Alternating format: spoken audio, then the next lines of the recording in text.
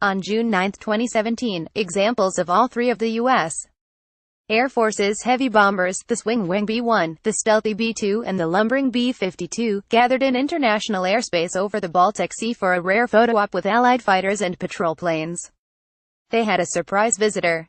A Russian Air Force Su-27 Flanker fighter sidled up to the U.S.-led formation and flew alongside long enough to appear in multiple photos. A few days prior, an Su-27 intercepted a B-52 over the Baltic. The Su-27 was apparently one of 7 flankers that fly from Kaliningrad, Moscow's Baltic enclave, sandwiched between Lithuania and Poland and geographically separate from the rest of Russia. Recommended U.S. Army's 5 most lethal weapons of war. The Kaliningrad flankers are arguably the busiest and most dangerous Su-27s anywhere in the world. They patrol over the Baltic, intercept NATO and neutral spy planes in international airspace and, on occasion, harass the rival planes so aggressively that they have no choice but to flee. Recommended Russia's Armada tank vs. America's M1 Abrams. Who wins? If any Russian warplanes end up causing an international incident in the tense Baltic region, it will likely be the Kaliningrad Su-27s.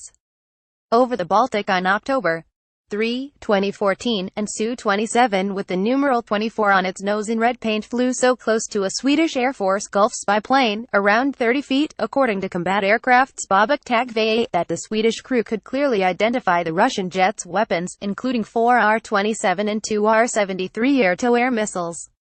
Recommended Who swallows North Korea after it collapses? In June 2017, Russia's defense minister Sergei Shoigu was flying to Kaliningrad when a Polish F-16 intercepted the minister's transport plane. A pair of Su-27s, likely from the enclave, intervened. A few days later, an apparent Kaliningrad Su-27 with a nose code Red 93 flew so close to a U.S. Air Force RC-135 spy plane that the Pentagon formally complained. Well, for many decades opposing air arms have routinely intercepted each other's planes in international airspace. NATO and Swedish authorities have grown increasingly concerned over Moscow's actions in the Baltic region. Russian aerial activity in the Baltic region has been on the rise for years, and escalated sharply following Russia's invasion of Ukraine in early 2014. Fighters from NATO and neutral countries have intercepted Russian planes on hundreds of separate occasions since then. We have seen examples of the actions of air power that can be perceived as more aggressive than what we've seen in a long time, Army General Sverker Göransson, then Sweden's top officer, told a Swedish news outlet in 2014. In June 2014, Kaliningrad Su-27s again flew within 30 feet of a Swedish spy plane. The Su-27s have also tangled with Swedish Gripen fighters and French Mirage jets.